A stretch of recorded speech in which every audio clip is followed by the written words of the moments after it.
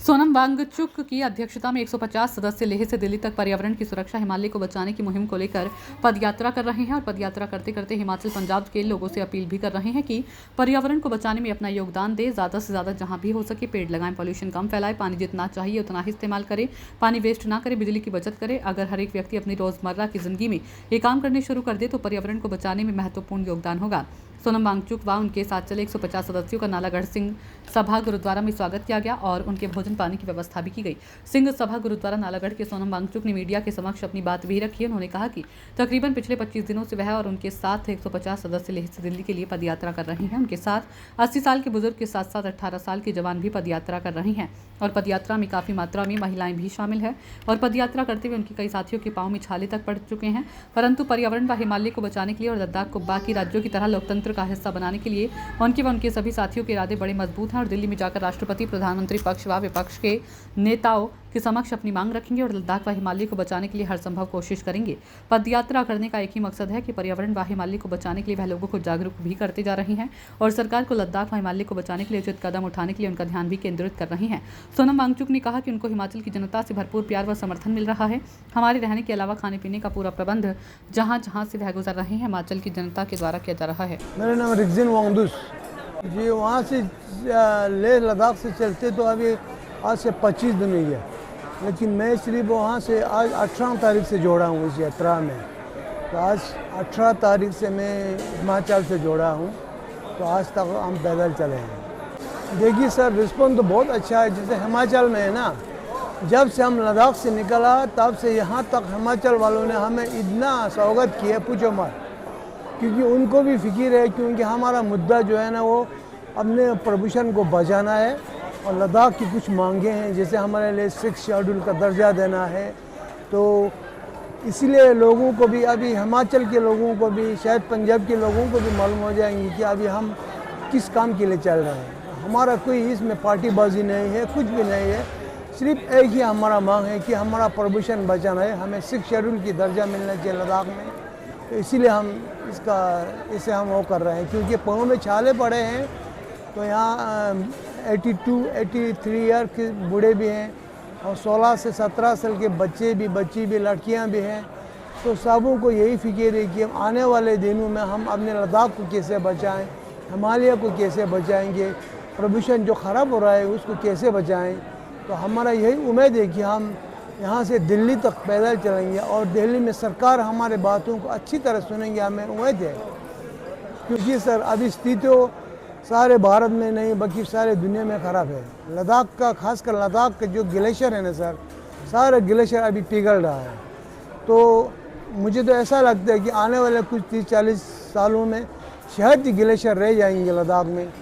जब लद्दाख में ग्लेशियर नहीं रहेंगे, हिमालय के ग्लेशियर नहीं रहेंगे, तो मेरे ख्याल में लद्दाख ही नहीं, पूरा हिंदुस्तान, पंजाब, हिमाचल, जितने भी इस ग्लेशियर पर डिपेंड होता है वो सारा ख़त्म हो जाएंगे। क्योंकि अभी लोगों को ये मालूम नहीं हुआ है कि अभी हम ऐसे चल रहे हैं। ये लोग बोलते हैं अरे ऐसे प्रदूषण ये तो चलेंगे बोल रहे हैं ना, लेकिन ये अभी से जो हमारे एपेक्स बॉडी की अगुवाई में सोनम वांगचुक जी की रहनुमाई में जो हम कर रहे हैं ना, वो उस दिन जब याद आएंगे जब हमारा पूरा ये दरिया सूख जाएंगे, पूरा जल जीवन जंगल सूख जाएंगे, तब हमें मालूम पड़ेगा कि हम किस लिए चला है। नमस्कार। तो मेरा तो जीवन पूरा ही शिक्षा और पर्यावरण इसी पे बीता है। मेरे हर शोध या आविष्कार भी पर्यावरण को बेहतर करने के लिए, शिक्षा को और सुलभ करने के लिए हुई हैं। तो इसलिए मुझे लद्दाख की और फिर पूरे हिमालय की चिंता हमेशा ही रही है। तो हाल के सालों में जो लद्दाख की एपेक्स बॉडी है, उन्होंने लद्दाख में जो संरक्षण सरकार ने वादे किए थे कि उन्हें 6 शेड्यूल में लिया जाएगा, जो कि भारतीय संविधान का एक हिस्सा है, जिसमें कि जनजातीय लोगों को, ट्राइबल जनजातीय क्षेत्रों में संरक्षण मिलता है और संरक्षण भी उनको ज़िले के स्तर पर ऐसे काउंसिल्स जिसमें कि चुने हुए प्रतिनिधि नियम बना सकें, ऐसे प्रावधान हैं। और ये देने का वादा 19-20 के चुनावों में, घोषणा पत्रों में सबसे ऊपर के बिंदुओं में से दिया गया था। फिर आने वाले 1-2 सालों में थोड़ा बात बदल गया और वो पीछे हटने लगे सरकार। तो इसमें लोग बहुत चकित हैं लद्दाख में कि इतने बड़े वादे जो मिनट्स में हैं सरकार के, कैसे फिर पीछे हटे। तो जितना हम सबका समझ है कि उस पर बहुत से उद्योग और खनन के गुटों का प्रेशर, दबाव सरकार पर है कि लद्दाख को खुला रखा जाए, छूट दिया जाए, जो भी करे। तो ये लद्दाख के लोग नहीं चाहते, इसीलिए एपेक्स बॉडी ने ये मुहिम छेड़ा कि वो संरक्षण को याद दिलाएं सरकार को, और दूसरी तरफ लोकतंत्र की बहाली लद्दाख में भी हो, जैसा जम्मू कश्मीर में होने जा रही है। भारत के हर प्रांत में है, तो लद्दाख क्यों वंचित रहे? वहाँ ना असेंबली है, ना कोई तरीका है कि लोग वहाँ के निर्णय करें कि क्या होता है लद्दाख के साथ। दूर से 2-3 साल के लिए अफसर आके लद्दाख को चलाएं, इतना लद्दाख समझ पाना मुश्किल है, क्योंकि ये बहुत दुर्गम है और बहुत अलग है, बल्कि मंगल ग्रह के जैसा ज़्यादा है पृथ्वी से भी। तो इसे औरों के समझ में आना इतना आसान नहीं है। और वहाँ का पर्यावरण बहुत ही नाजुक है। वहाँ पर जो ग्लेशियर्स हैं उससे वहाँ के लोगों की ही नहीं, हिमालय में रहने वाले लोगों की ही नहीं, पूरे उत्तर भारत तक पानी जाता है। तो इसलिए ये मुहिम आंदोलन छेड़ा गया। और क्योंकि मैं एक पर्यावरण में काम करने वाला हूँ, कार्यकर्ता, तो मैंने इस आंदोलन को सपोर्ट करना चाहा। और इस बार हम पिछले कई महीनों से अनशन करने के बाद लद्दाख में इन्हीं मुद्दों पर अब हम दिल्ली तक पैदल जा रहे हैं। इलेक्शन होने के बाद भारत के जो संसदीय चुनाव, उसमें हमने स्थगित किया था।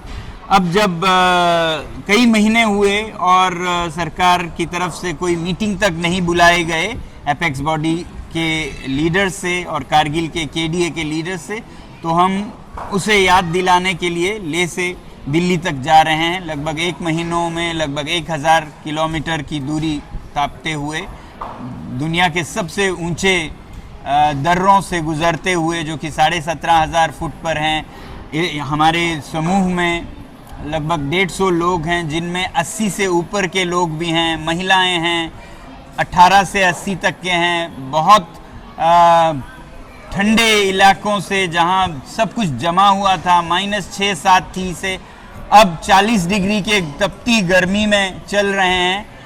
ये हम इसलिए कर रहे हैं कि हम खुद पर कष्ट उठाना चाहते हैं, किसी और को नहीं देना चाहते हैं, ताकि हमारे मुद्दों पर ध्यान आकर्षित किया जाए सरकार का और भारत की जनता का।